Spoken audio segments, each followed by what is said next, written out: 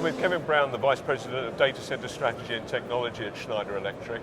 Kevin, we're talking about data center efficiency. As data centers try to make more of their energy, what kind of considerations are there, particularly in the areas of, say, things like raising inlet temperatures? Yeah, it's a very interesting topic for me because we've actually just released a white paper on the topic of raising temperatures and what's the impact going to have. And in general, I believe we're reaching the point of diminishing returns on some of these strategies. So, raising temperatures, is a very complex system when you get into a data center and start raising temperatures. Some things consume more energy because if the IT server fans ramp up, they'll consume more energy, but I might save some energy by not running a compressor. You really need to model that out and see what are the trade-offs, because it's also very dependent on where you are in the world, what your climate is. So, and when you go through the math, at least with the work that we did, in some cases you can get an improvement. In some cases it might actually drive more energy consumption in the data center. So, but the bigger context is, at the end of the day, how much of an improvement are we really making compared to what we need to be doing into the future?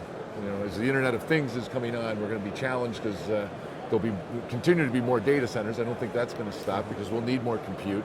I think the governments are going to be concerned about how effectively is the industry using its energy. And things like raising temperatures isn't going to get us there. So we really need to think about how do we make it, and I like the term energy effective, because now I think we're moving into an era where you're going to see, depending on the application that you want to run, you're going to deploy enough IT to run that application and not oversize it. So that should hopefully be more energy efficient.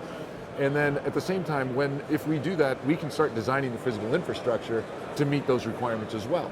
So all of that should lead us to being much more effective in our use of energy. And I think that's really the next step function that we need to be focusing on. It's not only about PUE, but it's going to be about PUE and the entire system, starting with the application to the IT to the physical infrastructure, and ensuring that we're sizing all of that correctly is going to be something that we have to do as an industry. So, although raising the temperatures might save you some energy, and it may be a good idea, first of all, we think you should model it out to see what the impact's going to be before you do that.